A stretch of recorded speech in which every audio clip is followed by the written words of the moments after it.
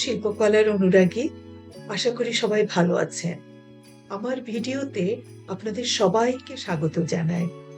আমরা আজকের এই ভিডিওটির মাধ্যমে জানব শিল্পকলার ইতিহাসের এক অভিনব চুরির ঘটনা, যেটি কোনো সাধারণ অপরাধ ছিল না, বরং এটি ছিল শিল্পকলা, মানুষের মনস্তত্ত্ব এবং দর্শনের এক অদ্ভুত মোড়। আমরা জানব সেই মোড়ে এসে কিভাবে একটি চিত্রকর্ম রাতারাতি পৃথিবীর বিখ্যাত এবং অমূল্য শিল্পকর্মে রূপান্তরিত হয়েছিল। আসুন তবে জেনে আসা যাক সেই অদ্ভুত ঘটনাটি। আমরা অনেকেই ইতালির রেনেসাঁর শিল্পী লিওনার্দো দা ভিঞ্চির অমর সৃষ্টি মোনালিসার নাম শুনেছি। ফ্রান্সের প্যারিসে অবস্থিত লুভ মিউজিয়ামে মোনালিসাকে দেখতে প্রতিদিন হাজার হাজার মানুষ ভিড় জমায়। কড়া নিরাপত্তার বেড়া জালে, বুলেট প্রুফ কাচের আবরণে আটকে থাকা মোনালিসা আজও শিল্প রসিকদের কাছে এক পরম বিস্ময়। কিন্তু আপনি কি জানেন, আজ থেকে 100 বছরেরও বেশি সময় আগে এই মোনালিসা কিন্তু বিশ্বজুড়ে এতটা জনপ্রিয় ছিল না।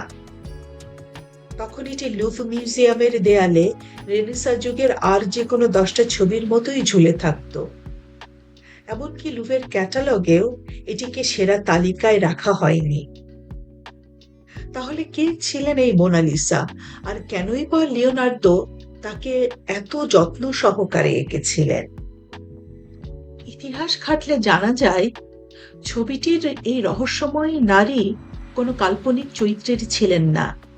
তিনি ছিলেন ইতালির ফ্লোরেন্স শহরের এক সিল্ক ব্যবসায়ীর স্ত্রী, যার নাম ছিল লিসা গেরার্দিনি।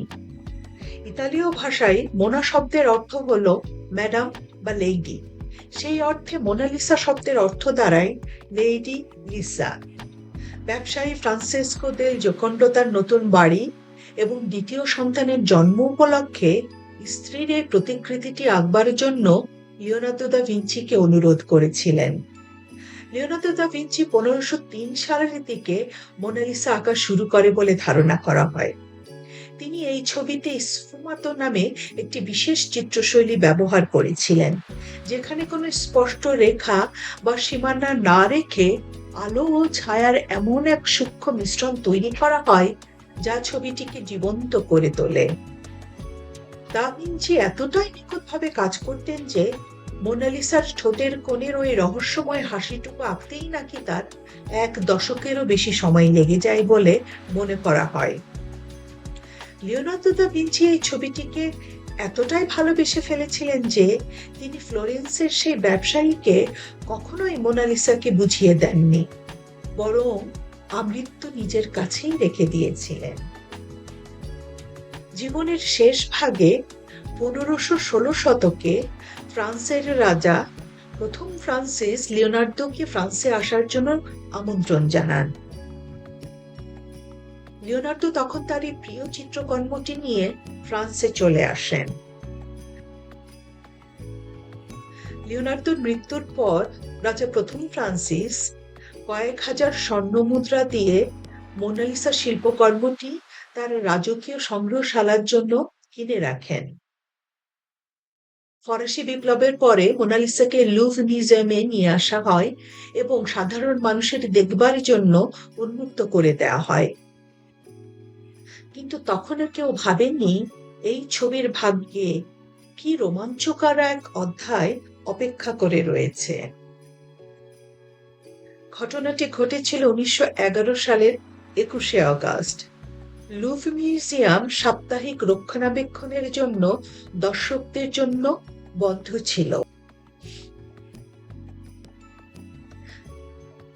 মিউজিয়ামের ভেতরে কাজ করছিলেন ভিনসেনজো পেরুজিয়া নামে ইতালির এক কাঠ মিস্ত্রি, যার কাজ ছিল শিল্পকর্ম সুরক্ষার জন্য কাঠের ফ্রেম তৈরি করা। পেরুজিয়া মিউজিয়ামের আভ্যন্তরীণ অনেক খোঁজ খবর রাখতেন। তিনি জানতেন কখন মিউজিয়ামের নিরাপত্তা শিথিল থাকে। সেই অনুযায়ী পেরুজিয়া সকালে একদিন মিউজিয়ামের সেই কক্ষে যান যেখানে মোনালিসা ঝুলানো ছিল। তিনি চারপাশটা ভালো করে দেখে নিয়ে অত্যন্ত ঠান্ডা মাথায় দেয়াল থেকে মোনালিসাকে নামিয়ে তারপরে পেছনের একটি সিঁড়ি ঘরে গিয়ে মোনালিসার থেকে ভারী ফ্রেম এবং কাচের আবরণটি খুলে ফেলেন।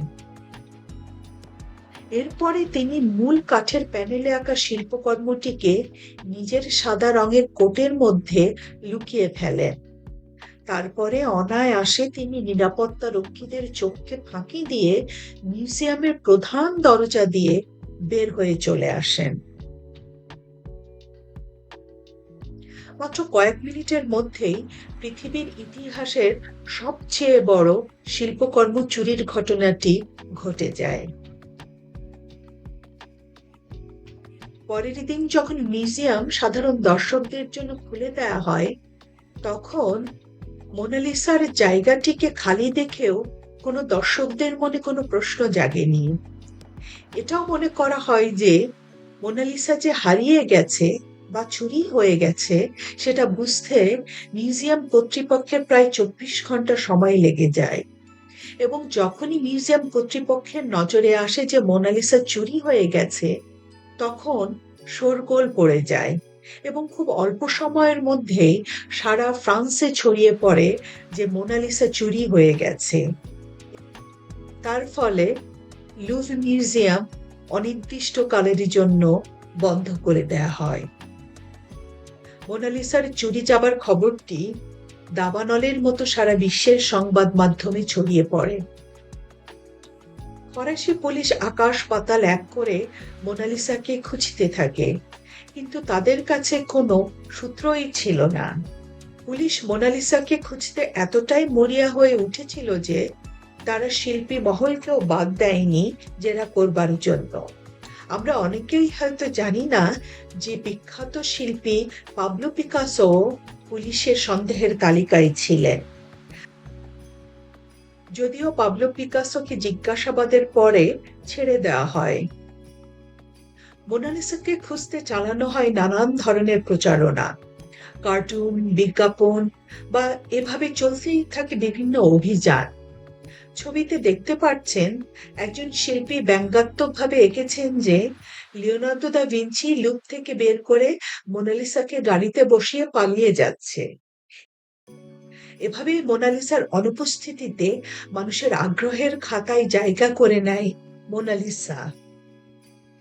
প্রায় 2 বছর ধরে মোনালিসার কোনো খোঁজ মেলেনি, কিন্তু এই 2 বছর লুভ মিউজিয়ামে একটি অদ্ভুত ও নজিরবিহীন ঘটনা ঘটে যায়। মানুষ লুভ মিউজিয়ামে দলে দলে ভিড় করতে থাকে মোনালিসা যেখানে ঝুলানো ছিল সেই শূন্য স্থানটি, এবং সেখানে সে 4টি হুক দেখবার জন্য যেখানে মোনালিসা ঝুলানো।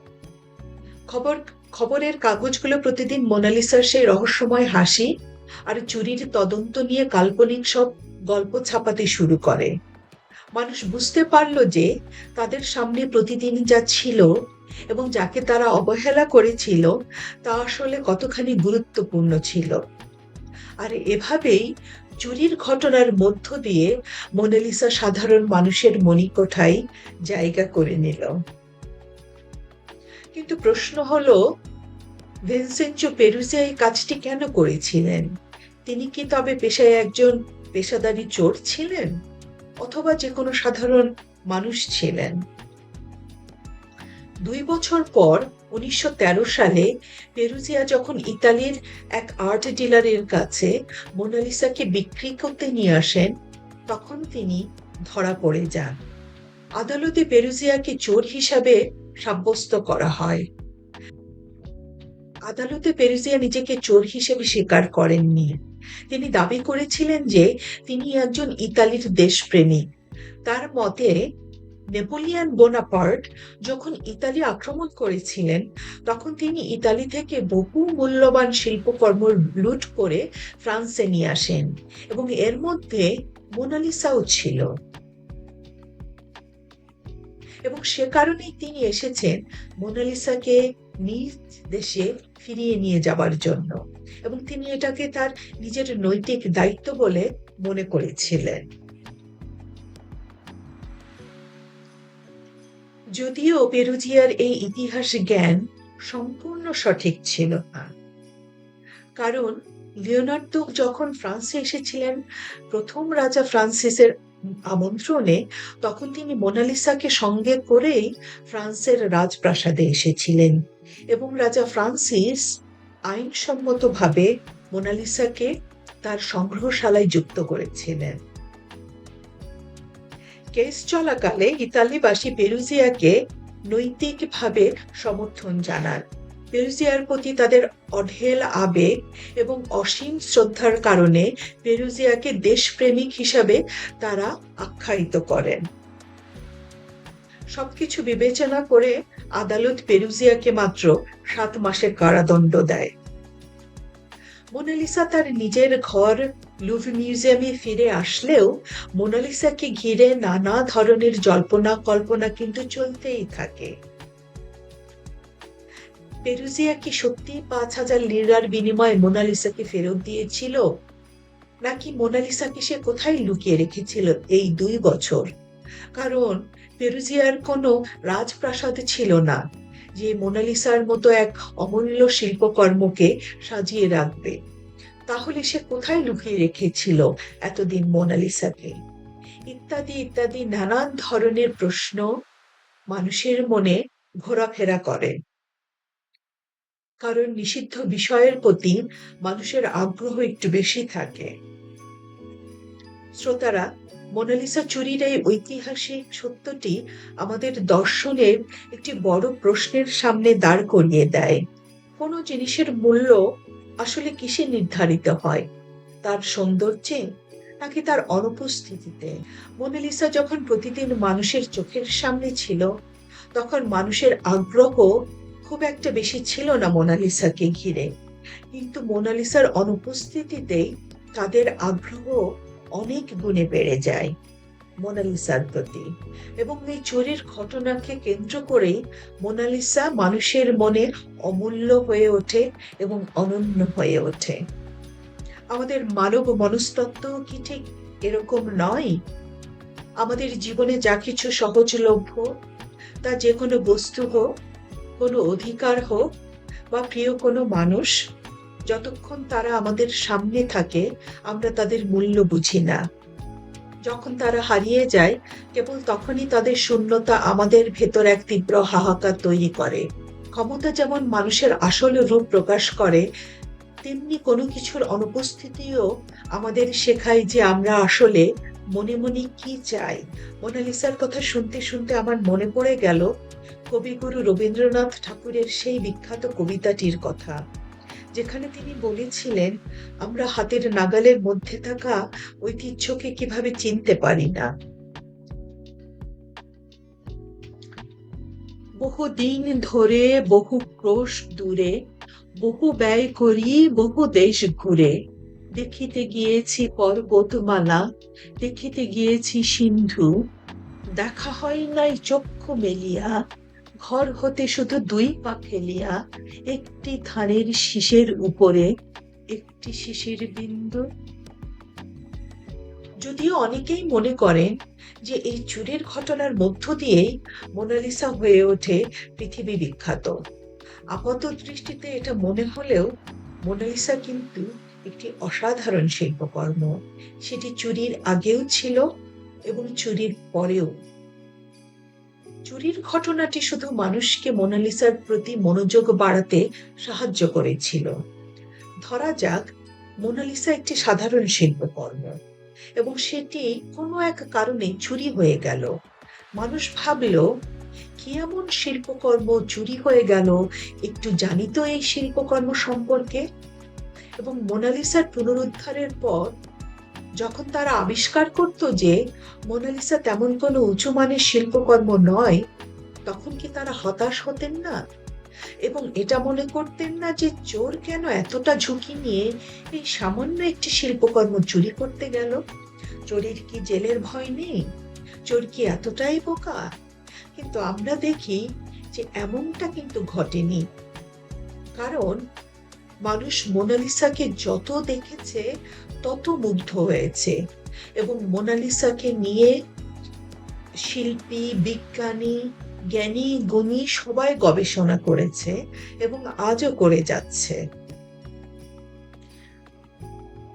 তার কারণ হলো মোনালিসা একটি অসাধারণ শিল্পকর্ম এবং একটি উঁচু মানের শিল্পকর্ম। এই বিশ্বের বিখ্যাত শিল্পকর্মের প্রথম ৫টি অথবা ১০টির মধ্যেই মোনালিসা। মোনালিসা কেন এত উঁচু মানের এবং অসাধারণ একটি শিল্পকর্ম, সেটা নিয়ে আমরা কথা বলবো অন্য কোনো পর্বে। আমার ভিডিওটি ধৈর্য নিয়ে দেখবার জন্য আপনাদের সবাইকে ধন্যবাদ। দেখা হবে পরের পর্বে নতুন কোনো প্রজ্ঞা নিয়ে। আশা করি সবাই ভালো থাকবেন।